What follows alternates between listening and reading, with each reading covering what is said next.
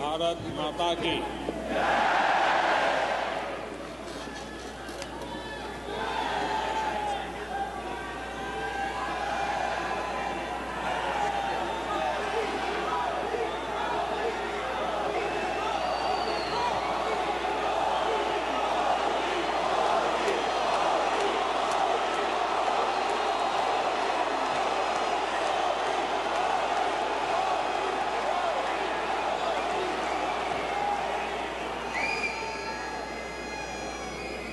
America में बसे हुए मेरे प्यारे भाइयों और बहनों,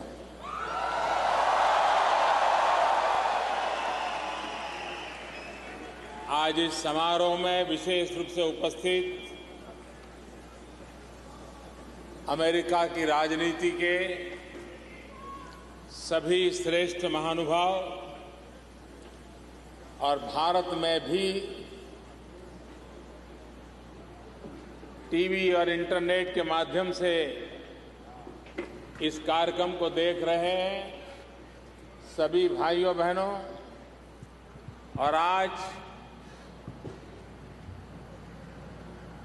कई लोग इस सभागृह में पहुंच नहीं पाए हैं, वो बाहर खड़े हैं, उनका भी मैं स्मरण करता हूं।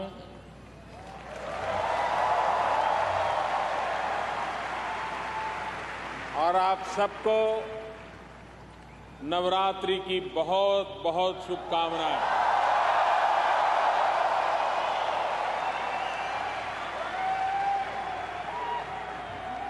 नवरात्रि का पर्व ये शक्ति उपासना का पर्व है।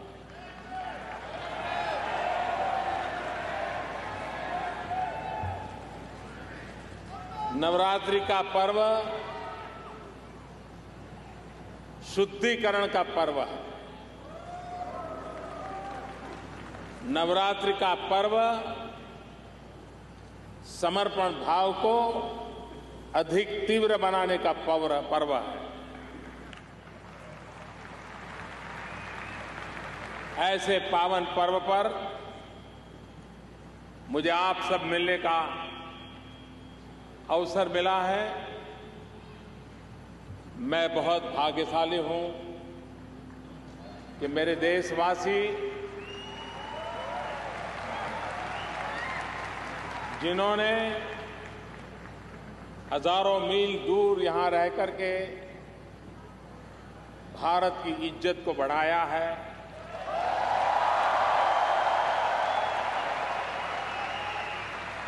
भारत की आन बान शान को बढ़ाया है। वरना एक जमाना था हमारे देश को सांप सपेरों वालों का देश माना जाता था।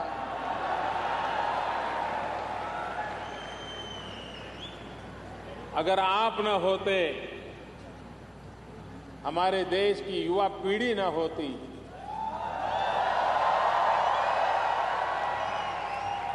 इंफॉर्मेशन टेक्नोलॉजी के क्षेत्र में आप लोगों ने जो कमाल करके दिखाई है, वो ना होता तो आज भी दुनिया शायद हमें सांप सपेरों वालों का ही देश मानती। मैं कुछ वर्ष पहले ताइवान गया था। तब तो मैं मुख्यमंत्री नहीं था, प्रधानमंत्री नहीं था, तो एक इंटरप्रेटर मेरे साथ था। कुछ दिन साथ रहने के बाद परिचय हो गया, तो एक दिन मुझे पूछता है कि आपको अगर बुरा न लगे तो मैं आपको एक सवाल पूछना चाहता हूं। मैंने कहा मुझे बुरा नहीं लगेगा, आप पूछिए क्या पूछना चाहते हैं। नहीं, बोले आपको बुरा नहीं लगेगा ना? मैंने कहा नहीं लगेगा, आप पूछिए। फिर भी वो झिझक रहा था। फिर मुझे कह रहा था कि मैंने सुना है कि भारत में तो काला जादू होता है, ब्लैक मैजिक होता है, सांप सपेरे का देश है, लोग सांप को ही खेल करते रहते हैं, यही है क्या? मैंने कहा नहीं, अब हमारे देश का बहुत डिवैल्यूएशन हो गया है।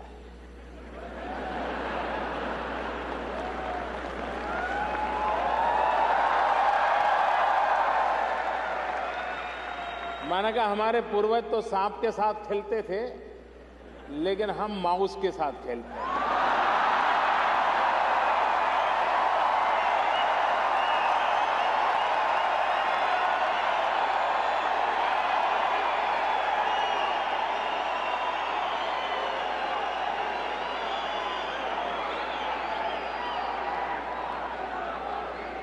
और हमारे नौजवान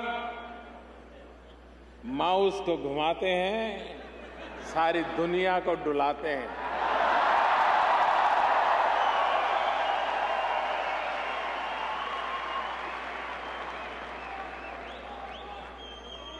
आप सबने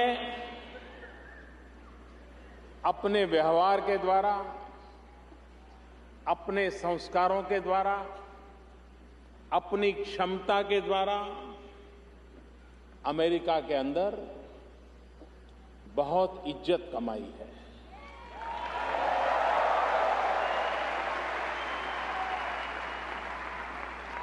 आपके माध्यम से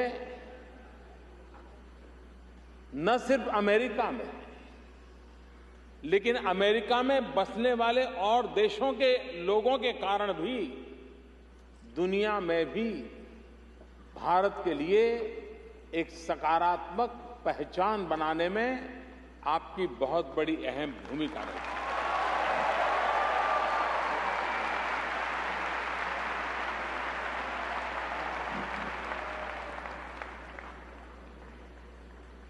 भारत में अभी अभी चुनाव हुए। आप में से बहुत लोग होंगे जिनको चुनाव में मतदान करने का सौभाग्य नहीं मिला होगा, लेकिन आप सभी होंगे जिस दिन नतीजे आए होंगे आप सोए नहीं होंगे।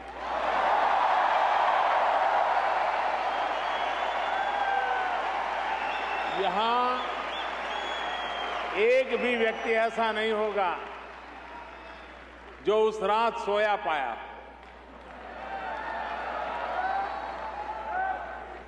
और जितना जश्न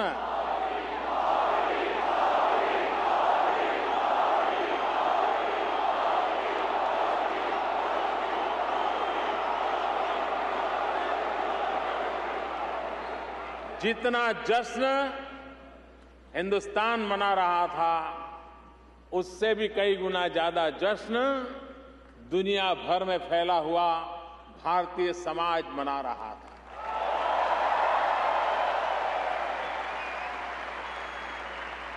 आप में से बहुत सारे लोग भारत के चुनाव अभियान के साथ जुड़े थे, वो आए थे, अपना समय दिया था। मैं उनको मिलकर के थैंक्स भी नहीं कह पाया था। आज मैं सबको थैंक्स कहता हूं, रूबरू आकर के कहता हूं कि आप आए, हिंदुस्तान के गांवों में महीनों तक रहे और भारत के लोकतंत्र में एक अभूतपूर्व विजय की घटना, इसे चरितार्थ करने में आपका योगदान रहा।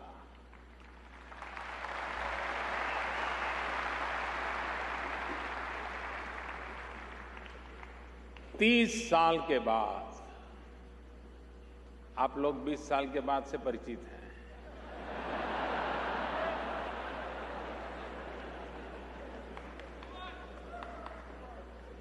30 साल के बाद पहली बार भारत में पूर्ण बहुमत के साथ सरकार बनी।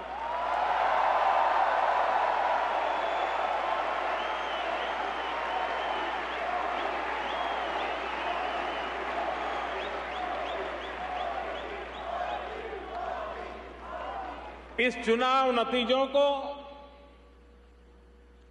हिंदुस्तान के किसी पॉलिटिकल पंडित के गले ये परिणाम नहीं उतरते थे।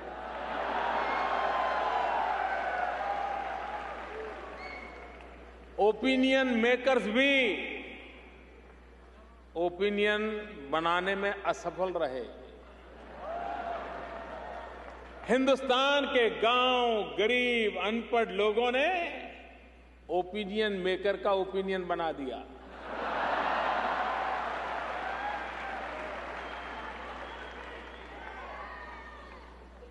गरीब से गरीब व्यक्ति की भी लोकतंत्र में कितनी निष्ठा है, लोकतंत्र में उसकी कितनी अहमियत है, इसका उदाहरण ये भारत के चुनाव ने बताया है।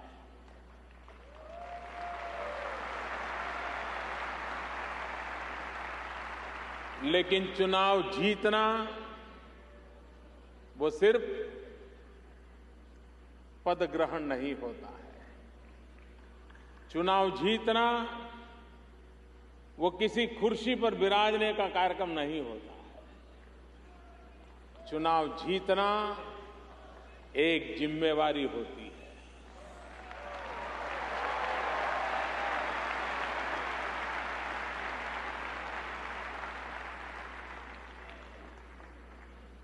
और मैं जब से मैंने इस कार्य का दायित्व संभाला है,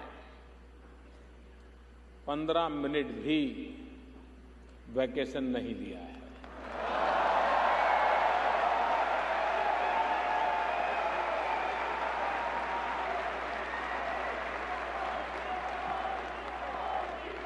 और मैं आपको विश्वास दिलाता हूं, हिंदुस्तान में आपने मुझे जो दायित्व दिया है, देशवासियों ने जो दायित्व दिया है, हम ऐसा कभी कुछ भी नहीं करेंगे जिसके कारण आपको नीचा देखने की नौबत आए।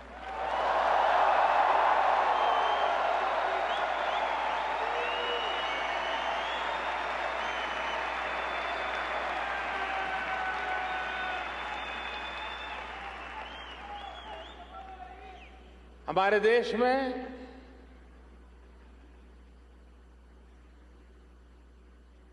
एक ऐसा उमंग और उत्साह का माहौल है।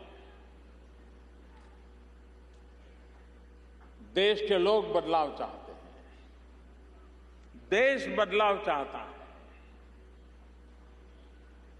विश्व जिस प्रकार से आर्थिक गतिविधियों से आगे बढ़ रहा है, भारत का गरीब से गरीब व्यक्ति भी कहने लगा है कब तक ऐसे जिएंगे। वो बदलाव चाहता है। और मेरे प्यारे देशवासियों, मैं आपको विश्वास दिलाता हूं, भारत की आर्थिक स्थिति को बदलने में, भारत के सामाजिक जीवन में सामर्थ्य देने में, भारत के व्यक्तिगत जीवन में क्वालिटी ऑफ लाइफ के लिए आपने जिस सरकार को चुना है वो कोई कमी नहीं रखेगी।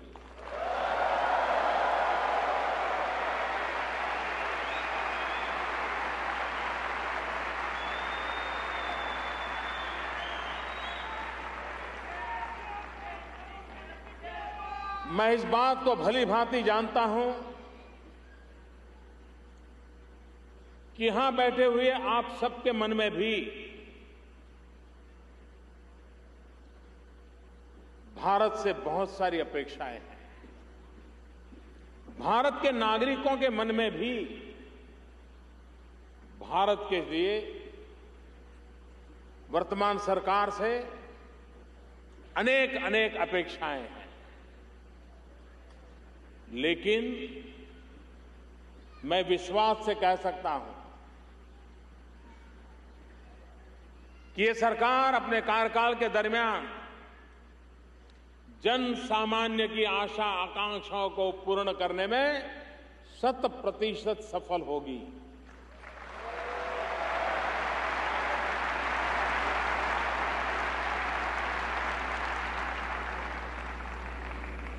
जब मैं गुजरात का मुख्यमंत्री था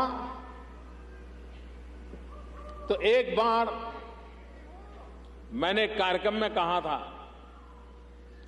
मैंने कहा जिसको हिंदुस्तान वापस आना है जल्दी आइए, देर मत कीजिए।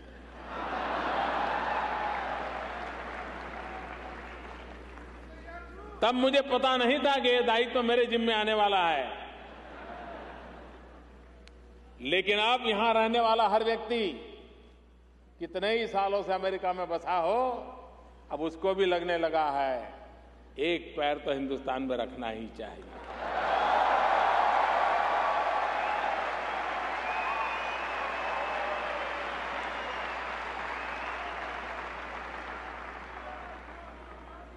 मेरे प्यारे देशवासियों, सारा विश्व इस बात में कन्विंस है कि 21वीं सदी एशिया की सदी है।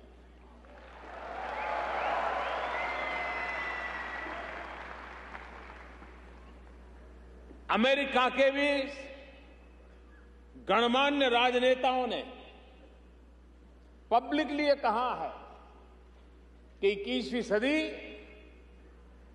कोई कहता है एशिया की सदी है, कोई कहता है हिंदुस्तान की सदी है।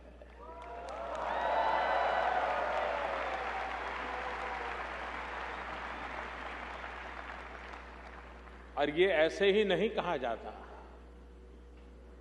भारत के पास वो सामर्थ्य है,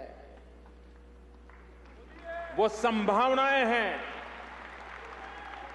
और अब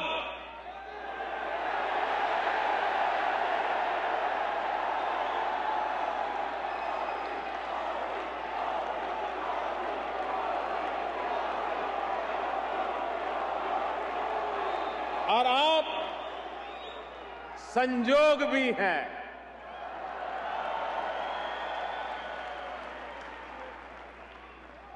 और इसलिए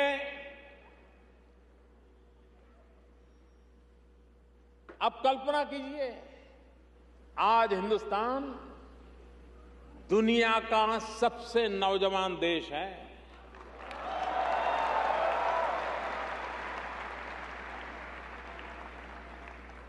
दुनिया की सबसे पुरातन संस्कृति वाला देश और दुनिया का सबसे नौजवान देश।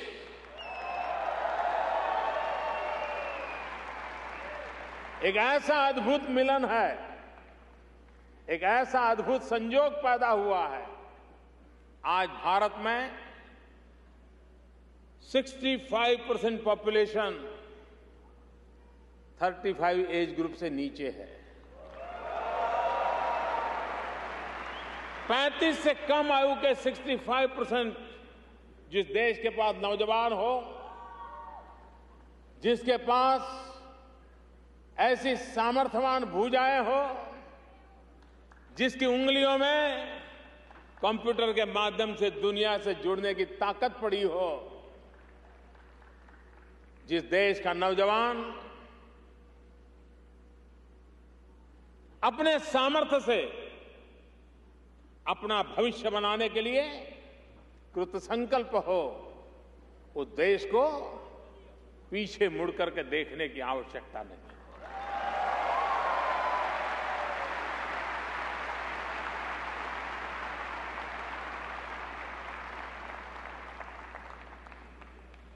निराशा का कोई कारण नहीं है साथियों।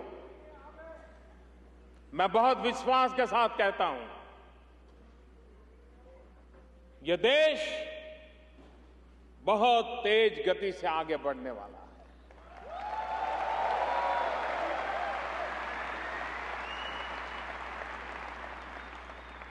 इन नौजवानों के सामर्थ्य से आगे बढ़ने वाला है।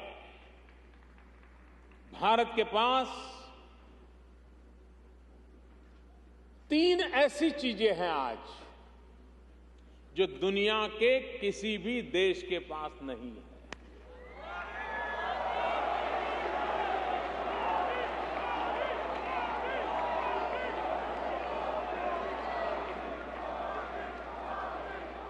लेकिन हमारा दायित्व तो बनता है कि हमारी इन 3 शक्तियों को हम पहचानें, हमारी इन 3 शक्तियों को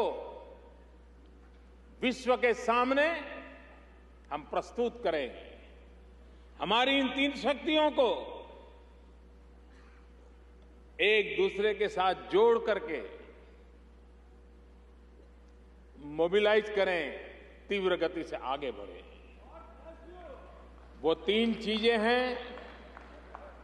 जब 125 करोड़ देशवासियों ने आशीर्वाद दे दिया तो वो ईश्वर का ही आशीर्वाद होता है।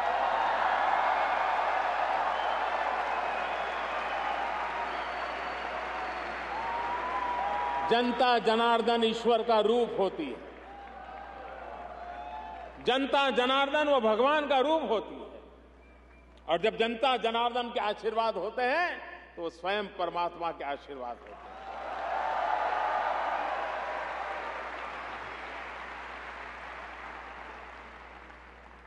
वो 3 चीजें जिसके लिए भारत गर्व कर सकता है और जिसके आधार पर भारत आगे बढ़ सकता है।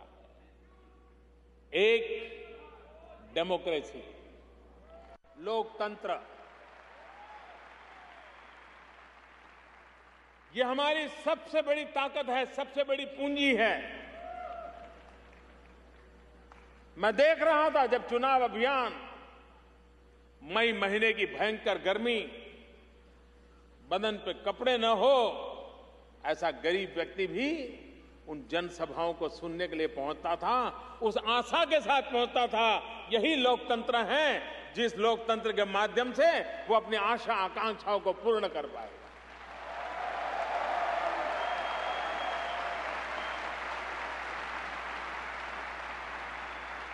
भारत में लोकतंत्र सिर्फ व्यवस्था नहीं है।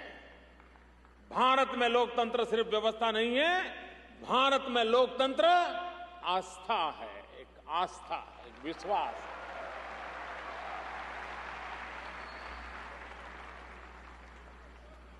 दूसरी ताकत है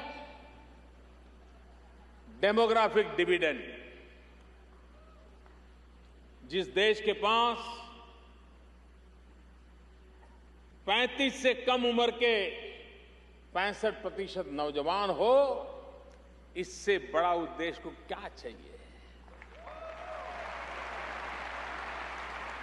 इससे बड़ी क्या संपदा हो सकती है? और इससे बड़ी क्या संपदा हो सकती है?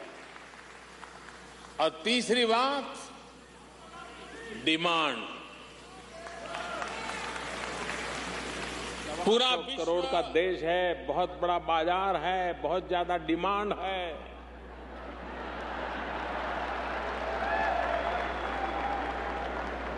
ये तीनों चीजें किसी एक देश के पास हो, ऐसा आज दुनिया में कहीं नहीं है।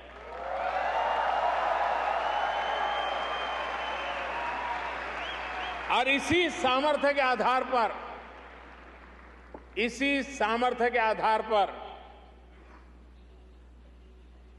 इसी शक्ति के भरोसे भारत नई ऊंचाइयों को पार करेगा, ये मेरा विश्वास है।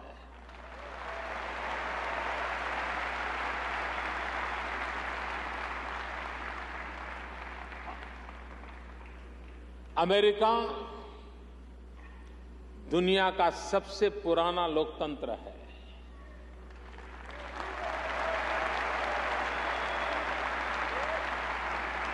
भारत दुनिया का सबसे बड़ा लोकतंत्र है।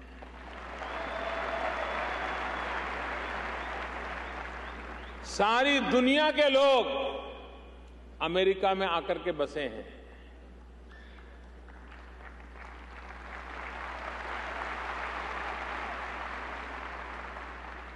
और भारत के लोग सारी दुनिया में जाकर के बसे हैं।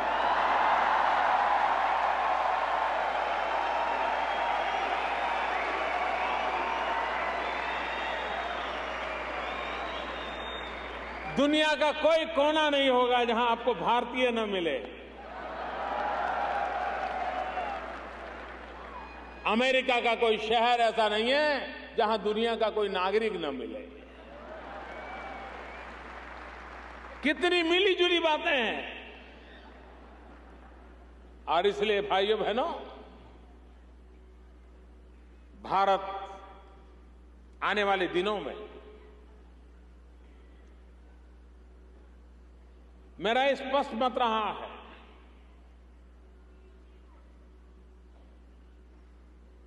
कि सरकारें विकास नहीं कर पाती हैं। सरकार ज्यादा से ज्यादा अपनी स्कीम लागू कर सकती है, रोड बना लेगी, अस्पताल बना लेगी, स्कूल बना लेगी, उसकी बजट की सीमाएं होती है। विकास तब होता है जब जन भागीदारी होती है।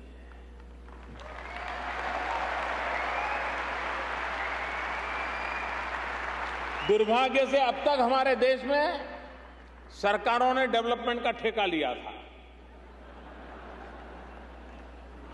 हमने डेवलपमेंट की जिम्मेवारी मिलजुल करके 125 करोड़ देशवासी और सरकार मिलकर के करेंगे, ये रास्ता हमने अपनाया।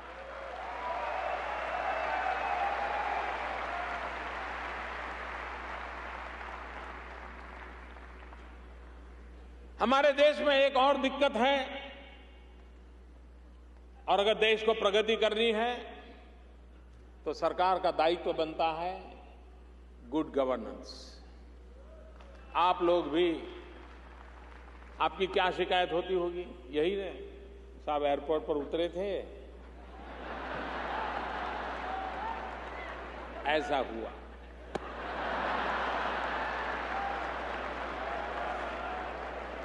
वीजा लेने गए थे, पता नहीं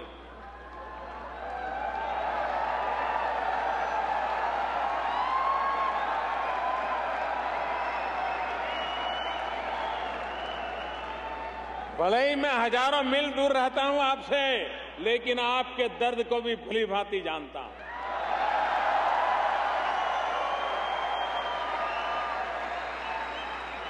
आपकी पीड़ा को मैं भली भांति जानता हूं। और इसलिए भाइयों बहनों, हमारी ये कोशिश है कि हम विकास को एक जन आंदोलन बनाएं। और जब मैं विकास को जन आंदोलन की बात कहता हूं, हम लोग हिंदुस्तान की आजादी के इतिहास से भली भांति परिचित है। अंग्रेज लोग हमारे देश में शासन करते थे, उसके पहले कई लोगों ने हमारे देश पर शासन किया। करीब 1000-1200 साल तक हम गुलाम रहे। लेकिन अगर इतिहास देखेंगे, हर समय कोई न कोई ऐसा महापुरुष मिला है जिसने देश के लिए बलिदान दिया है।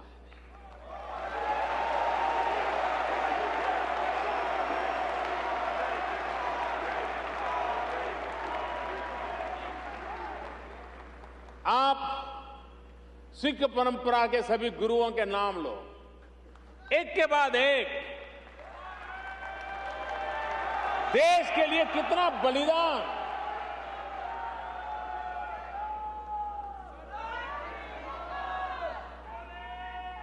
कितना बलिदान। भगत सिंह तक उस परंपरा को देखिए। आज भी सेना पर हमारे सरदार देश के लिए जीने मरने के लिए तैयार होते हैं।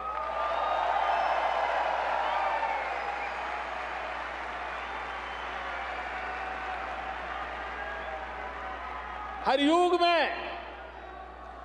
युग में महापुरुषों ने देश के लिए बलिदान दिए हैं। लेकिन वो बलिदान देते थे, फांसी पर चढ़ जाते थे, विदेशियों की गोलियों के शिकार हो जाते थे, फिर कोई नया पैदा होता था, फिर वो कुछ करता था, फिर वो खत्म होता था, फिर कोई तीसरा पैदा होता था। मरने वालों की संख्या कम नहीं थी, लेकिन वो अकेला आता था, देश के लिए जी जान से फांसी के तख्त पर चढ़ जाता था, शहीद हो जाता था। 5-50 अपने यार दोस्तों की टोली लेकर के लड़ पड़ता था। लेकिन महात्मा गांधी जी ने क्या किया?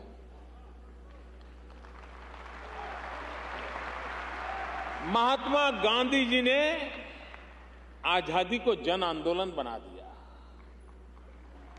कोई खादी पहनता है तो आजादी के लिए पहनता है, कोई किसी बच्चे को पढ़ाता है तो आजादी के लिए पढ़ाता है, कोई किसी भूखे को खाना खिलाता है तो आजादी के लिए खिलाता है, कोई सफाई करता है, झाड़ू लगाता है तो आजादी।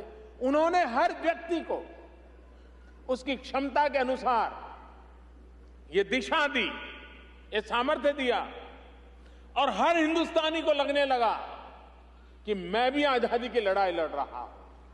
ये महात्मा गांधी का सबसे बड़ा कंट्रीब्यूशन था। आजादी के जंग में पूरे हिंदुस्तान को, हर नागरिक को अपने काम के माध्यम से ही ये मैं देश के लिए करता हूं, ये भाव जगा करके आजादी के आंदोलन को एक नई ताकत दी थी। भाइयों बहनों, जिस प्रकार से आजादी का आंदोलन एक जन आंदोलन था, वैसे ही विकास ये जन आंदोलन बनना जरूरी है। हिंदुस्तान के 125 करोड़ देशवासियों को लगना चाहिए कि मैं बच्चों को अच्छी तरह शिक्षा देता हूं, मैं भले शिक्षक हूं, मैं देश की सेवा कर रहा हूं, मैं प्रधानमंत्री से भी अच्छा काम कर रहा हूं।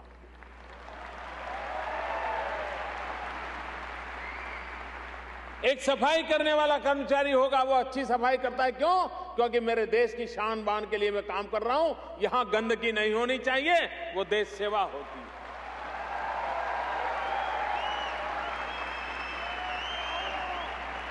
एक डॉक्टर भी गरीब परिवार के मरीज की सेवा करेगा और सेवा भाव से करेगा, गरीब की जिंदगी भी मूल्यवान होती है, तो वो डॉक्टर भी राष्ट्रभक्ति के लिए काम करता है।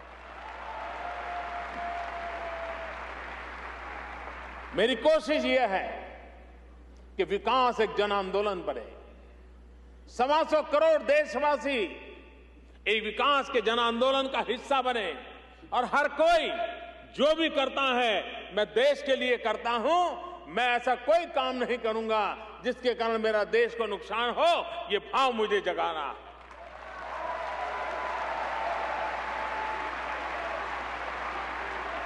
और मुझे विश्वास है कि फिर एक बार वो दिन आए हैं, फिर एक बार वो माहौल बना है। हर कोने में हिंदुस्तानी को लगता है कि अब देश को आगे ले जाना है, और इसी 125 करोड़ देशवासियों की इच्छा शक्ति, यही मेरा संबल है, यही मेरी ताकत है, इसी पर मेरा भरोसा है, जिसके कारण 21वीं सदी का नेतृत्व हिंदुस्तान करने की पूरी संभावना है।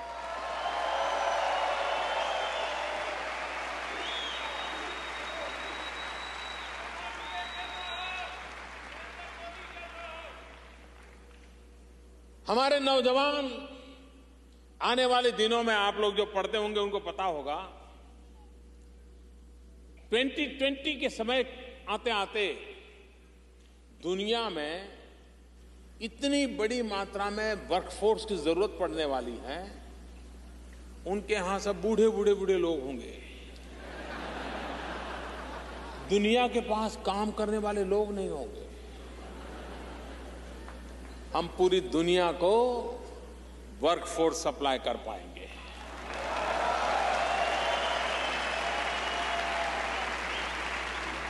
आज पूरे विश्व को नर्सिंग क्षेत्र में इतनी मांग है, अगर भारत से हम नर्सिंग की ट्रेनिंग करके दुनिया में भेजें, उनके लिए बहुत बड़ा अवकाश है। आज विश्व को टीचर्स की मांग है, मैथ्स और साइंस के टीचर नहीं मिल रहे। क्या भारत एक टीचर एक्सपोर्ट नहीं कर सकता है? जिस देश के पास नौजवान हो, उन नौजवानों की क्षमता बढ़ा करके विश्व में जिस प्रकार के मैन पावर की जरूरत है, भारत अपनी युवा शक्ति के माध्यम से दुनिया में छा जा सकने की ताकत रखता है, दुनिया में अपनी जगह बनाने की ताकत रखता है। भारत के नौजवान की टैलेंट दुनिया को उसका लोहा मानना पड़ेगा। मेरे भाइयों बहनों, आप लोगों ने यहां आकर के क्या कमाल नहीं किया है।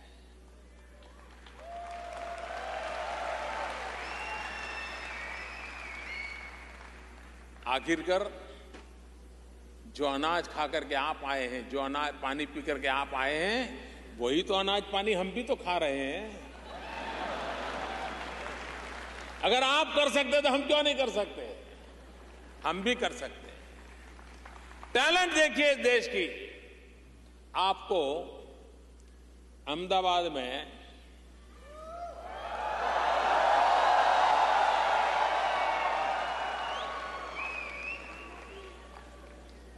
अगर 1 किलोमीटर ऑटो रिक्शा में जाना है तो करीब 10 रुपया खर्चा होता है। 1 किलोमीटर ऑटो रिक्शा में जाना है तो 10 रुपया खर्चा लगता है। भारत की टैलेंट की कमाल देखिए। 650 million kilometre, 65 crore kilometre Mars की यात्रा की हमने।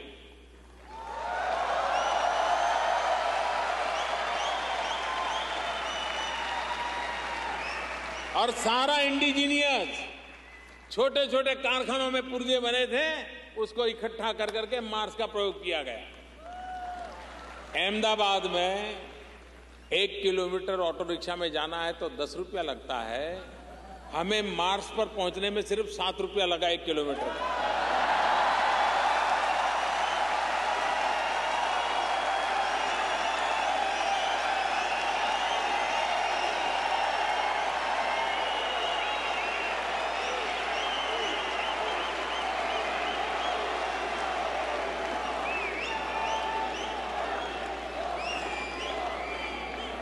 ₹7 में 1 किलोमीटर, ये हमारी टैलेंट नहीं है तो क्या है? ये हमारे नौजवानों का सामर्थ्य नहीं है तो क्या है? इतना ही नहीं, दुनिया में हिंदुस्तान पहला देश है जो पहले ही प्रयास में मार्स पर पहुंचने में सफल हुआ।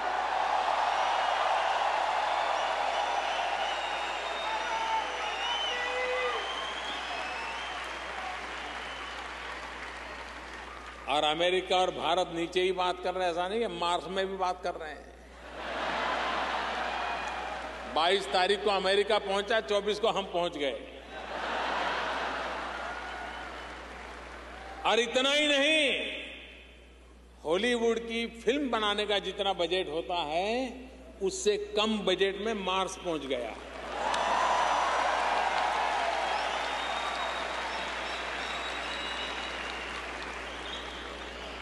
जिस देश के पास ये टैलेंट हो, जिस देश के पास ये सामर्थ्य हो, वो देश कई नई ऊंचाइयों को पार कर सकता है। और उसको पार करने के लिए हमने एक बीड़ा उठाया है, स्किल डेवलपमेंट। हमारे नौजवानों में उसके हाथ में हुनर हो, काम करने का अवसर हो, तो एक आधुनिक हिंदुस्तान खड़ा करने की उसमें ताकत होती है। और इसलिए स्किल डेवलपमेंट पर हमने बल दिया है। नई सरकार बनने के बाद स्किल डेवलपमेंट के लिए अलग मिनिस्ट्री बना दी गई है और पूरी शक्ति। और हम इसमें दुनिया के देशों के अनुभव को भी शेयर करने वाले हैं, हम उनको निमंत्रण करने वाले हैं, आइए स्किल डेवलपमेंट में हमारे साथ जुड़िए। विश्व की स्किल यूनिवर्सिटीज हैं, वो आए हमारे साथ जुड़े। हम उस प्रकार की स्किल डेवलपमेंट करना चाहते हैं जिसमें हमारे 2 इरादे हैं। एक वो स्किल डेवलपमेंट जो लोग तैयार होकर के जॉब क्रिएटर बने,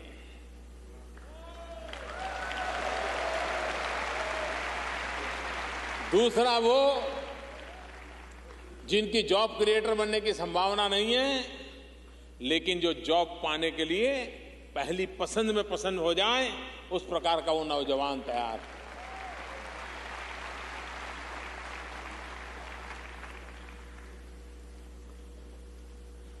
हमारे यहां कुछ वर्षों पहले बैंकों का राष्ट्रीयकरण हुआ था, नेशनलाइज हुई थी बैंकें। इस इरादे से हुई थी कि गरीब से गरीब व्यक्ति को भारत की जो मुख्य धारा है आर्थिक, बैंकिंग क्षेत्र, फाइनेंशियल क्षेत्र, उसका उन्हें सद्भाग्य मिले। और बहुत बड़ा राजनीतिक एजेंडा बन गया था। जो लोग 70s के कालखंड के इतिहास को जानते होंगे उनका मालूम होगा। लेकिन हुआ क्या, इतनी सारी बैंकिंग होने के बाद भी भारत में 50% से अधिक परिवार ऐसे हैं जिनका बेचारों का बैंक में खाता ही नहीं है। और उसके कारण वो साहूकार के पास ब्याज लेता से पैसे लेता है। गरीब आदमी को साहूकार कैसे लूटता है आपको मालूम है। मेरे बोहरा समाज के मित्र यहां बैठे हैं, उनको पूरा पता है।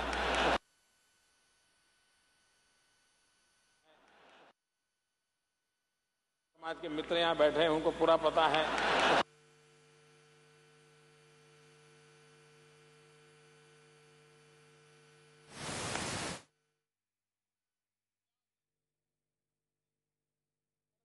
हत्या करने के क्या सरकार का धन गरीब के लिए काम नहीं आना चाहिए?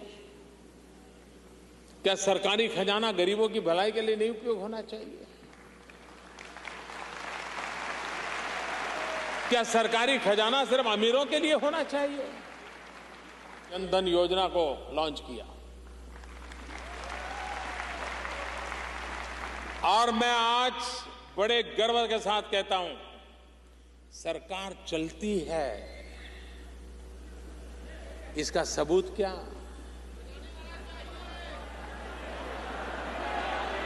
सिर्फ दो सप्ताह के भीतर 4 करोड़ परिवारों के खाते खोलने में ये बैंक वाले घर घर गए थे।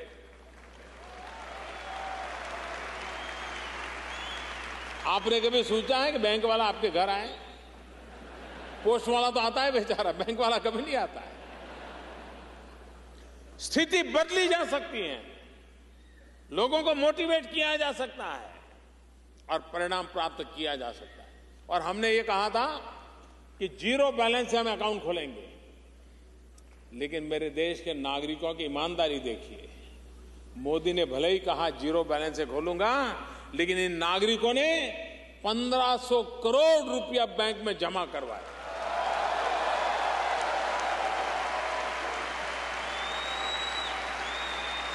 अब मुद्दा यह बात का है कि गरीब से गरीब व्यक्ति भी देश में विकास में अपनी भागीदारी को किस प्रकार से करता है, इसका ये जीता जागता उदाहरण है।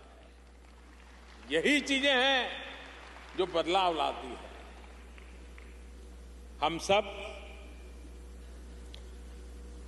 भारत के पास बहुत संभावना है। मैंने अभी एक कार्यक्रम लॉन्च किया है और पूरे विश्व को निमंत्रण देता हूं। मैं यहां बैठे हुए आपको भी निमंत्रण देता हूं। और मेरा निमंत्रण इस बात के लिए है, मेक इन इंडिया।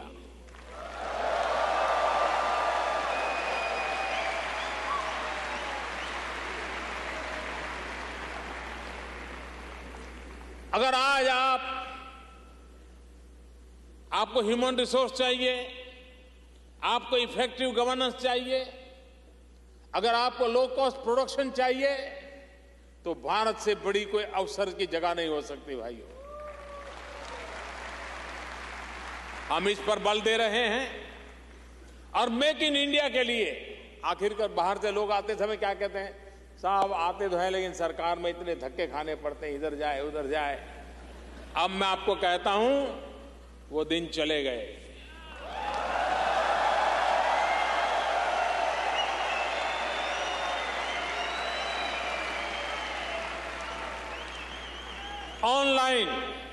ऑनलाइन सारी व्यवस्था और ये मेक इंडिया कैंपेन तो आप अपने मोबाइल फोन पर से सरकार से जुड़ सकते हो, यहां तक उसको डेवलप किया है। आप अपना एप्लीकेशन, अपनी बातें, अपनी रिक्वायरमेंट मोबाइल फोन के जरिए भारत सरकार को दे सकते हैं। और यहां जो नौजवान है, जो देश के लिए कुछ करना चाहते हैं, यहां जो पहली पीढ़ी के लोग आए, बुजुर्ग लोग आए, जिनके मन में है देश के लिए कुछ करना है, उनसे मैं आग्रह करता हूं कि मेरी एक वेबसाइट है mygov.in, उसमें मैंने आपके सुझावों के लिए, आप कुछ जुड़ना चाहते तो उसके लिए बहुत अच्छी व्यवस्था रखी है।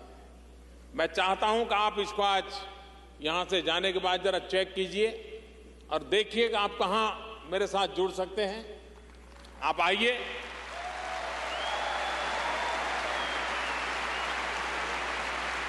भारत का भाग्य बदलने के लिए हम सबकी इच्छा है, आप उसके साथ जुड़िए। टेक्नोलॉजी का सर्वाधिक उपयोग करके हम अपनी ताकत का परिचय कर सकते हैं, हम अपनी ताकत का कंट्रीब्यूशन भी कर सकते हैं। तो make in India, ease of business, हमारे यहां पहले जो सरकारें थी वो इस बात का गर्व करती थी कि हमने ये कानून बनाया, हमने वो कानून बनाया, हमने ठीकना कानून बनाया, हमने फलाना कानून बनाया। आपने पूरे चुनाव के कैंपेन में देखा होगा, यही बात चलती थी, हमने ये कानून बनाया, हमने वो कानून बनाया। मैंने काम दूसरा शुरू किया है। मैंने कानून जितने पुराने हैं, बेकार है, सबको खत्म करने का शुरू किया।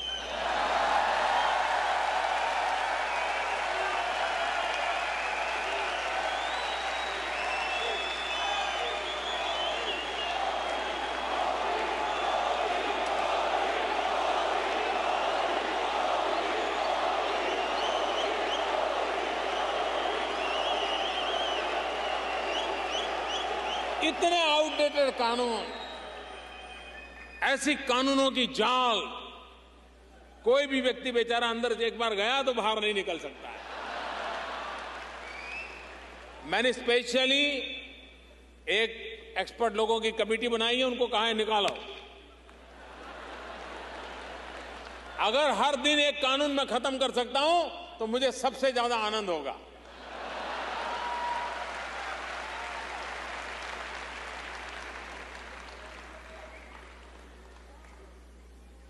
अगर गुड गवर्नेंस की मैं बात करता हूं तो गवर्नेंस इजी हो, गवर्नेंस इफेक्टिव हो और गवर्नेंस जन सामान्य की आशा आकांक्षाओं की पूर्ति के लिए होना चाहिए, उस पर हम बल दे रहे हैं।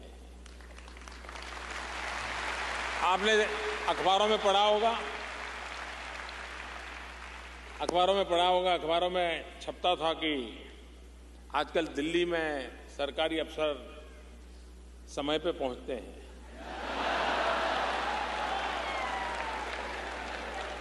अब मुझे बताइए भैया, ये कोई न्यूज है क्या? ना ये कोई न्यूज है क्या? लेकिन हमारे देश में एक खबर थी कि सरकारी अफसर समय पे दफ्तर जाते हैं। ये समाचार मुझे इतनी पीड़ा देते थे कि क्या समय पे जाना जिम्मेवारी नहीं है क्या?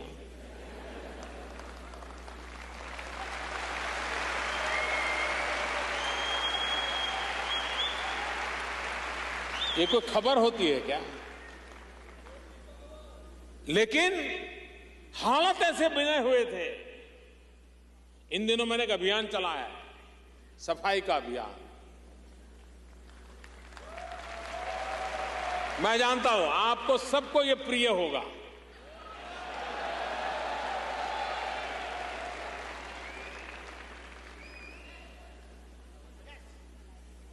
लोगों को लगेगा कि प्रधानमंत्री को तो कितने बड़े बड़े काम करने चाहिए। ये काम ये कोई प्रधानमंत्री को करने वाले काम है? भाइयों, मैं नहीं जानता हूं करने वाले है या नहीं है, लेकिन मैंने तय किया है मैं टॉयलेट बनाने का काम करूंगा।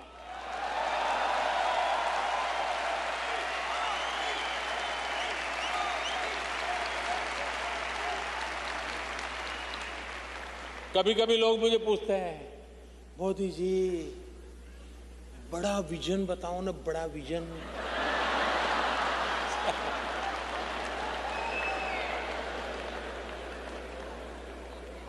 मैंने उनको कहा, भाई देखिए, मैं चाय बेचते बेचते यहां आया हूं।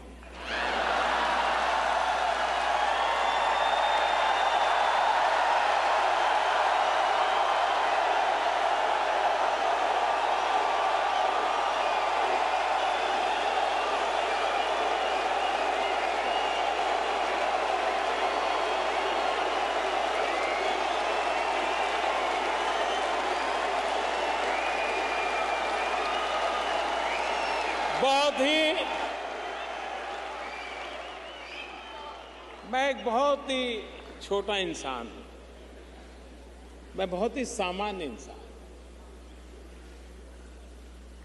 मेरा बचपन भी ऐसा ही बीता है और छोटा हूं, इसलिए मेरा मन भी छोटे छोटे काम करने में लगता है।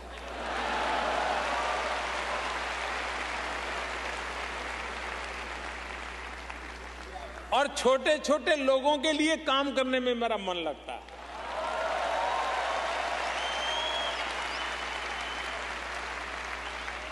लेकिन छोटा हूं, इसलिए छोटे छोटे लोगों के लिए बड़े बड़े काम करने का इरादा रखा है।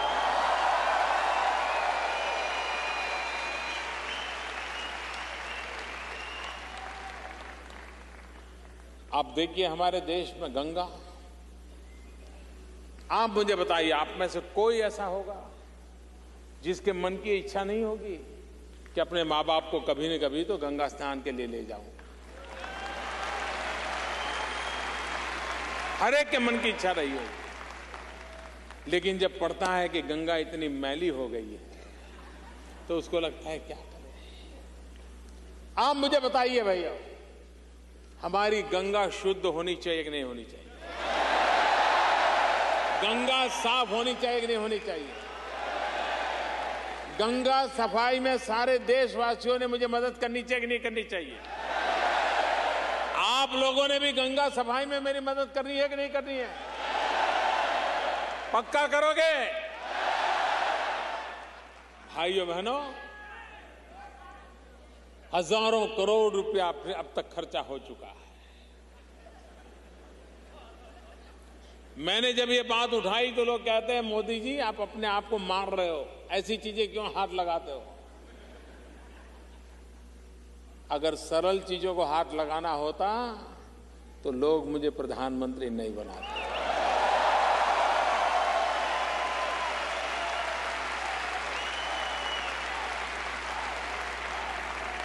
मुश्किल कामों को हाथ लगाने के लिए तो मुझे बनाया है।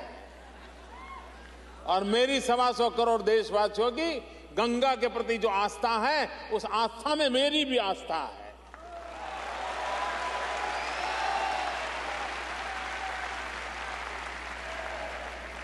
और गंगा की सफाई ये सिर्फ आस्था से जुड़ा हुआ विषय तक सीमित नहीं है।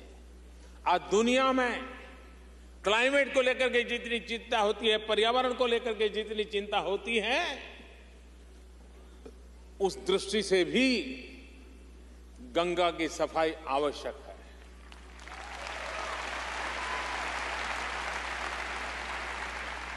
इतना ही नहीं,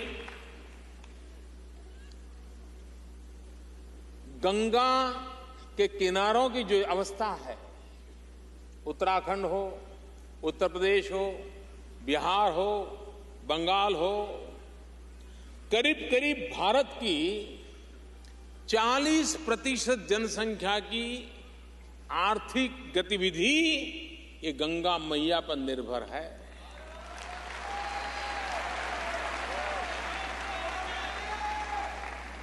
अगर वो गंगा फिर से प्राणवान बनती है, वो गंगा सामर्थ्यवान बनती है, तो मेरे सारे 40% जनसंख्या वहां का किसान होगा, वहां का कारीगर होगा, उनके जिंदगी में बदलाव आएगा। और इसलिए एक प्रकार से एक बहुत बड़ा इकोनॉमिक एजेंडा भी है ये।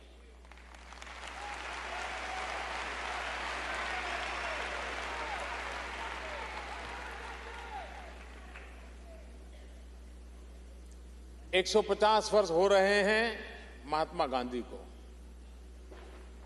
2019 में महात्मा गांधी की 150वीं जयंती आ रही है। महात्मा गांधी ने हमें आजादी दी। हमने महात्मा गांधी को क्या दिया? गांधी जी ने हमें आजादी दिलाई, भारत मां को गुलामी की जंजीरों से मुक्त किया। क्या भारत मां को गंदगी से मुक्त करना है हमारी जिम्मेवारी है कि नहीं है? क्या हम 2019 में जब गांधी की 150वीं जयंती आए तब महात्मा गांधी के चरणों में स्वच्छ साफ सुथरा हिंदुस्तान उनके चरणों में दे सकते हैं कि नहीं दे सकते? जिस महापुरुष ने हमें आजादी दी उस महापुरुष को हम ये दे सकते हैं कि नहीं दे सकते? देना चाहिए कि नहीं देना चाहिए? ये जिम्मेवारी उठानी चाहिए कि नहीं उठानी चाहिए? अगर एक बार 125 करोड़ देशवासी तय कर लें कि मैं गंदगी नहीं करूंगा तो दुनिया की कोई ताकत नहीं है जो हिंदुस्तान को गंदा कर सकती है।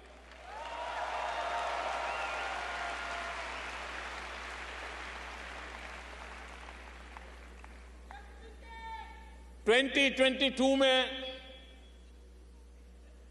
हमारी आजादी के 75 साल होंगे।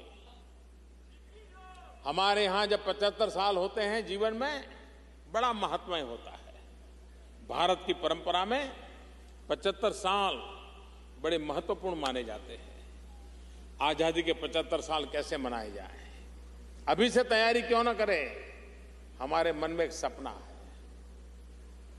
और आप सबके आशीर्वाद से वो सपना पूरा होगा। मेरे मन में सपना है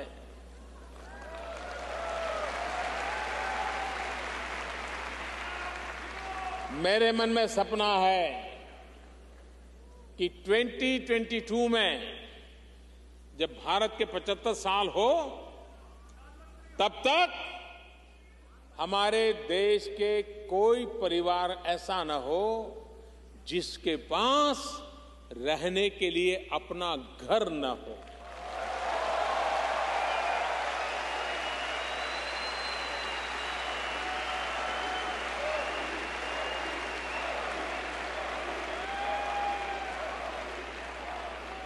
ये ऐसी छोटी छोटी बातें मैं आपको बता रहा हूं, लेकिन यही छोटी छोटी बातें हैं जो भारत का भाग्य बदलने वाली है। और उस भाग्य बदलने के काम में हम सब मिलकर के जुड़े। 2015 अगले वर्ष बड़ा महत्वपूर्ण वर्ष है। आप सब प्रवासी भारतीय हैं क्योंकि आप भारत से बाहर आए हैं। आपकी तरह एक M.K. गांधी भी, मोहनलाल करमचंद गांधी, ये भी प्रवासी भारतीय थे।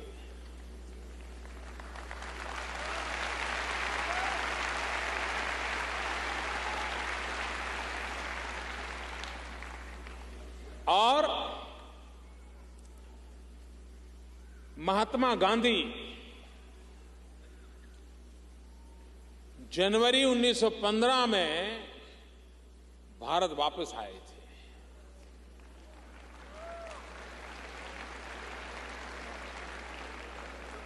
जनवरी 2015 गांधी के भारत आने को 100 साल हो रहे हैं।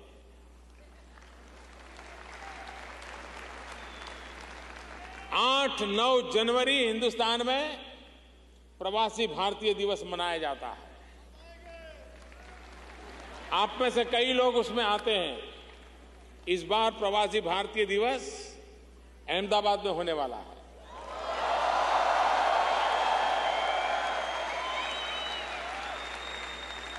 और महात्मा गांधी के भारत वापिस आने को शताब्दी हो रही है। और इसलिए हर प्रवासी भारतीय जो कि हिंदुस्तान से बाहर गया है, महात्मा गांधी विदेश गए, बैरिस्टर बने, सुख वैभव की पूरी संभावनाएं थी, लेकिन देश के लिए जीना पसंद किया। मैं आपसे अनुरोध करता हूं, उन सबसे प्रेरणा लेकर के आइए, हम भी अपने वतन का, अपनी मातृभूमि का, जिस धरती पर हमें उसका कर्ज चुकाने के लिए अपनी तरफ से कोई न कोई प्रयास करें, अपने हिसाब से कोई न कोई कोशिश करें। कुछ बातें मुझे कहनी है आप लोगों से। प्रधानमंत्री बनने के बाद कुछ चीजें मेरे कान पे आई हैं, उसको ध्यान में रखते हुए कुछ बातें मैं कहना चाहता हूं। एक तो पीआईओ कार्ड होल्डर जो हैं,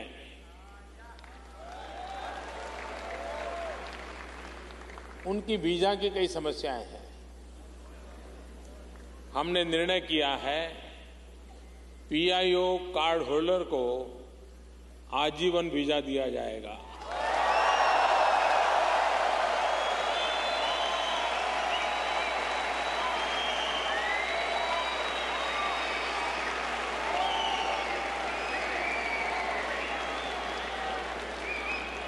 खुश?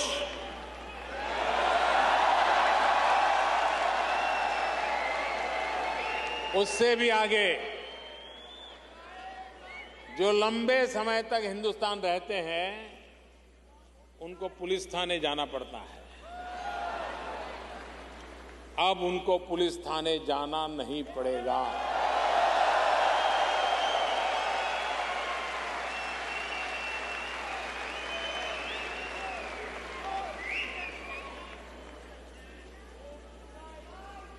उसी प्रकार से मुझे बताया गया कि पीआईओ तथा ओसीआई स्कीमों के प्रावधानों में फर्क होने के कारण भारतीय मूल के लोगों को कठिनाइयों का सामना करना पड़ता है। विशेषकर स्पाउस के भारतीय मूल का न होने पर कठिनाई और बढ़ जाती है। किसी ने यहां शादी कर ली, बेचारा मुसीबत में फंस जाता है।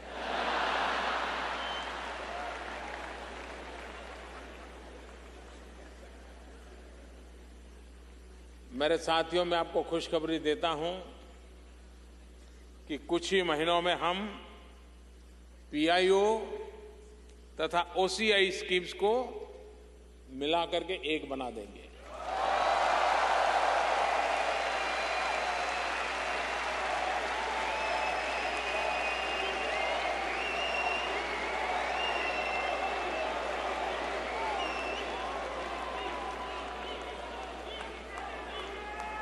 और एक नई स्कीम जो कठिनाइयां हैं उसे मुक्त करके एक नई स्कीम आने वाले कुछ ही महीनों में उसको हम तैयार कर देंगे। तीसरी बात है,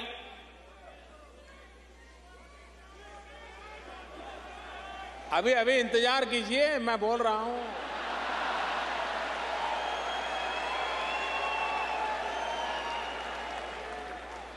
अमेरिका में हमारे दूतावास और कॉन्सुलेट भारत में पर्यटन की इच्छा से आने वाले यूएस नेशनल्स के लिए लॉन्ग टर्म वीजा प्रदान करेंगे।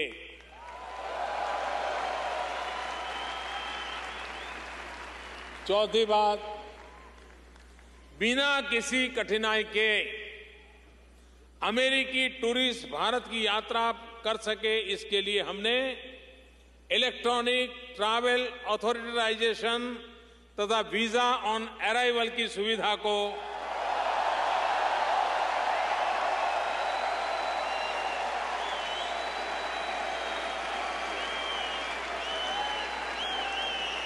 बहुत ही निकट भविष्य में इसको भी लागू कर देंगे।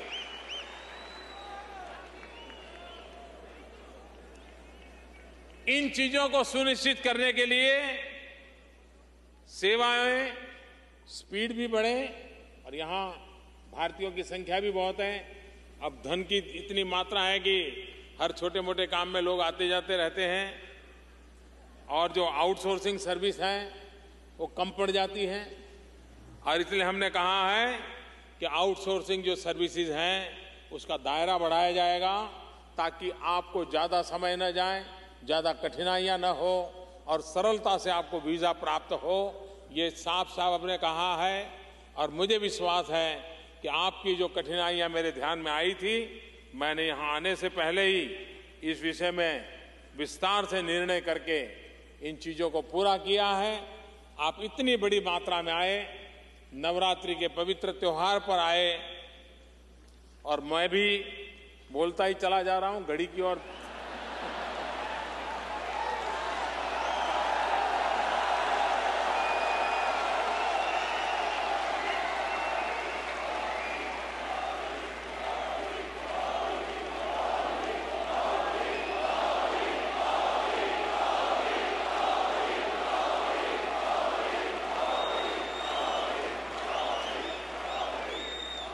मैं हृदय से आप सबका बहुत बहुत आभारी हूं। आपने मुझे बहुत प्यार दिया है। शायद मैं पिछले 15 साल से देख रहा हूं, शायद इतना प्यार हिंदुस्तान के किसी राजनेता को नहीं मिला।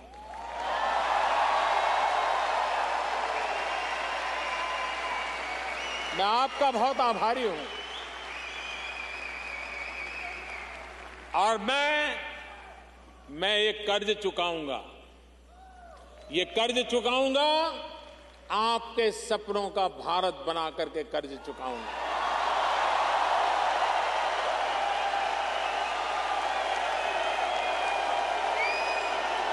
हम मिलकर के भारत मां की सेवा करें। हमसे जो हो सके हमारे देशवासियों के लिए करें, अपने वतन के लिए करें। जिस धरती में हमने जन्म लिया, जिस कुल में हमने शिक्षा पाई, हमसे जो हो सकता है हम सब करें। इसी एक अपेक्षा के साथ फिर एक बार हृदय से आप सबका बहुत बहुत धन्यवाद। भारत माता की, भारत माता की, भारत माता की। दोनों मुट्ठी बंद करके पूरी ताकत से बुलाइए। अरे उपवास मेरे हैं, आपके थोड़े हैं। भारत माता की, भारत माता की, भारत माता की। बहुत बहुत धन्यवाद।